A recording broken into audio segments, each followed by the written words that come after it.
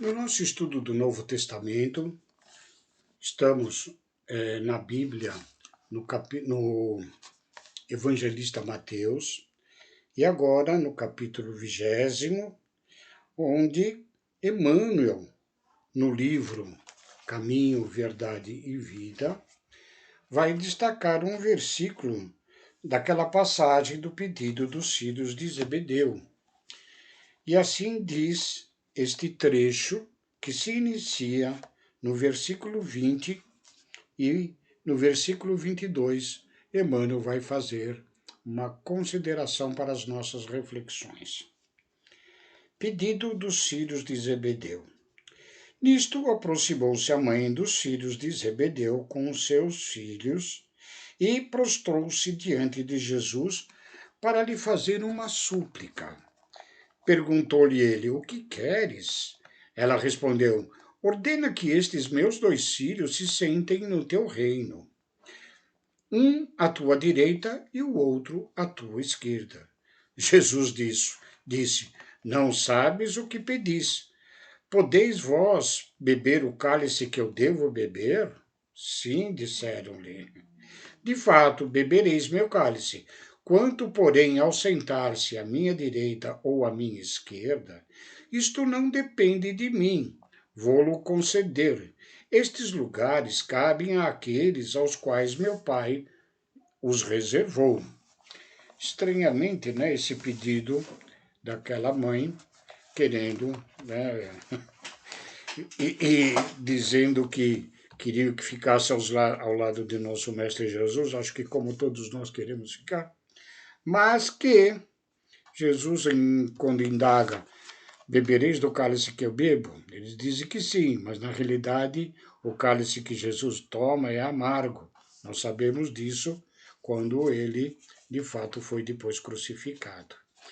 A esta questão desse trecho, dessa passagem de Jesus, Emmanuel, no livro Caminho, Verdade e Vida, na lição número 65, que se denomina Pedir, exatamente ele ressalta o versículo 22 do capítulo 20. Jesus, porém, respondendo, disse-lhe: "Não sabeis o que pedis." A maioria dos crentes dirige-se às casas de oração no propósito de pedir alguma coisa. Raros os que aí comparecem na verdadeira atitude de filhos de Deus, interessados nos sublimes desejos do Senhor, quanto à melhoria de conhecimentos, à renovação de valores íntimos, ao aproveitamento espiritual das oportunidades recebidas do mais alto. A rigor, os homens devem reconhecer nos templos o lugar sagrado do Altíssimo, onde deveriam aprender a fraternidade, o amor, a cooperação no seu programa divino.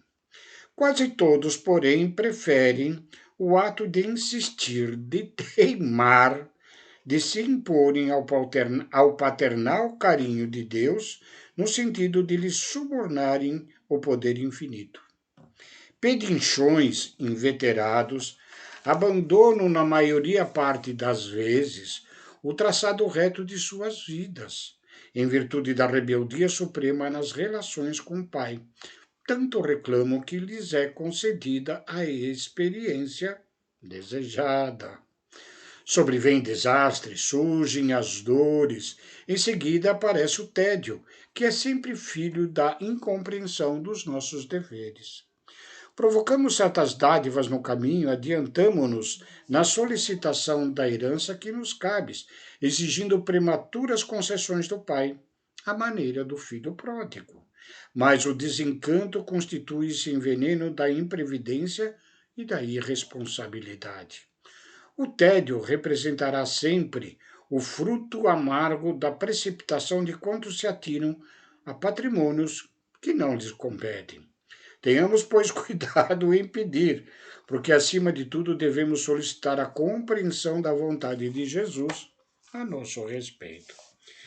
A esta questão de saber pedir, né, uma reflexão, que, como nós sabemos, nós estamos num planeta de provas e expiações, e as provas nada mais são, né, do que aquelas questões que nós temos que passar, sem cairmos nas tentações de seguir com os nossos defeitos, mas procurando a virtude dos nossos atos para seguirmos no nosso processo evolutivo, né?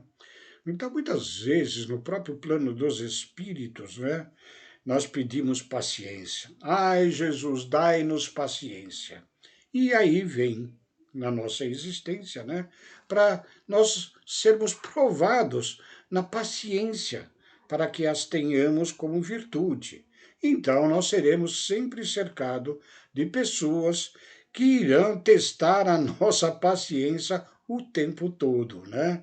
E muitas das vezes nós, sem sabermos pedir, ou sem estarmos devidamente preparados dentro dos ensinos de nosso Mestre Jesus, nós caímos na tentação de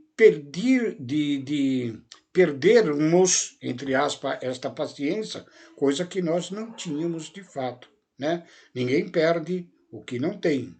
Então, a gente deve ter todo o cuidado ao pedir e sabermos que se vamos ser provados, que tenhamos a certeza de que conseguiremos superar as nossas más inclinações, as más tendências e as tentações que surgirão no caminho.